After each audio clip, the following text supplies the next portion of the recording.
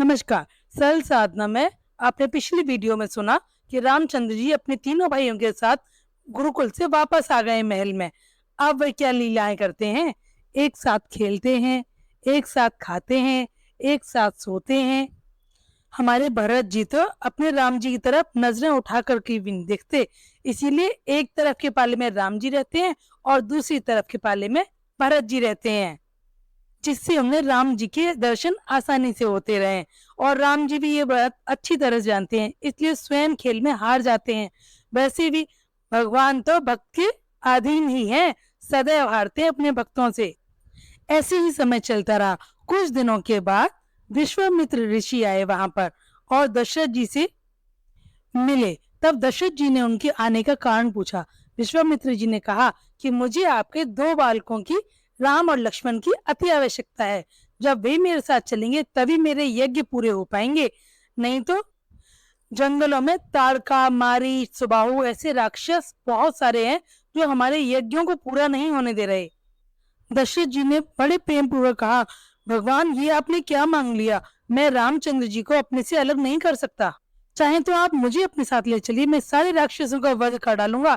तब विश्वामित्र जी ने कहा, भगवान महाराज यही तो नहीं चाहिए, आप उनका वध तो कर देंगे, लेकिन अब की बार हमें वध करने वाला नहीं, मारने वाला नहीं, तारने वाला चाहिए। दशरथ जी सोच में पड़ गए और उन्होंने साफ मना कर दिया कि मैं रामचंद्र जी को नहीं दे सकता। तब विश्वामित्र जी ने अपनी निगाहें उठाकर वशिष्ठ मुनि से कहा कि मुनिदेव, अब आप ही कुछ कर सकते हैं। दशरथ के प्रेम को तो हम समझ सकते हैं कि वे एक पिता हैं और उन्होंने वरदान भी मांगा था कि भगवान उनके पुत्र के रूप में आए, तो उनका प्यार तो स्वाभाविक है।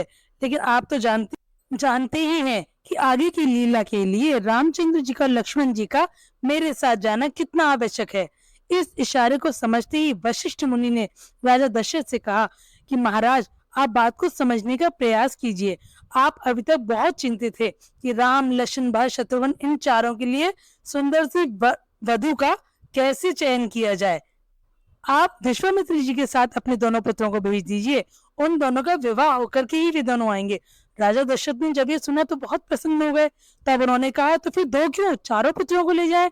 तो वशिष्ठ मुनि ने कहा, विवाह चारों का होगा, लेकिन अभी आप सिर्फ दो को ही भेजिए। तब राजा दशरथ जी ने हामी। तब विश्वामित्र जी प्रसन्न हुए और दोनों पुत्र अपनी माँ से आशीर्वाद लेने के लिए गए। माँ ने प्रेम पूर्वक खुशी खुशी आशीर्वाद दिया, ये विचार करके कि अब तो हमारी वधु आएंगी। विश्वामित्र जी अपने साथ राम और लक्ष्मण को लेकर के चले और चलते चलते रामचंद्र जी ऐसी लीलाएं करते हैं कि स्वयं विश्वामित्र को यह भरोसा नहीं है कि क्या यही राम है। कभी छोटी छोटी चट्टानों पर चढ़ जाना, कभी हार कर बैठ जाना। विश्वामित्र जी ने सोचा, क्या मैं सचमुच बालकों को ही लाया हूँ?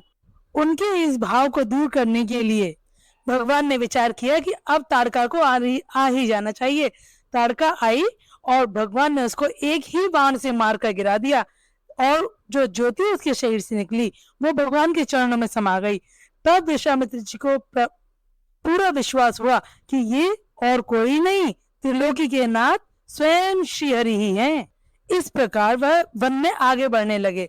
जब दूसरे दिन विश्वामित्र जी यज्ञ करने बैठे तो सुबाहु और मारीच ये दोनों जने आए और उनका यज्ञ विध्वंस करने की विचार करने लगे। लेकिन भगवान राम ने सुबाहु को एक ही बाण में मार गिराया और मारीच को बिना फर वाला बाण मारा, क्योंकि आपको पता ही है कि मारीच को तो अभी आगे भी लीला रचनी है, इसीलिए उन्होंने मारीच को अभी सदगति नहीं दी है राम जी ने, और उन्होंने बिना फर वाला बाण मारकर मारीच को लंका के पास फेंक दिया। तब मारीच को समझ में आया कि अब तो राक्षस कुल का विनाश होना तय है, अब मैं कुछ नहीं बिगाड़ सकता इनके यज्ञों को। जय श्री राम। इस तरह से यज्ञों की रक्षा हुई। आगे की वीडियो में हम सुनेंगे अयोध्या उद्धार और जानकी विवाह। धनुष यज्ञ सुनने के लिए हमारे चैनल को लाइक एंड सब्सक्राइब जरूर करें।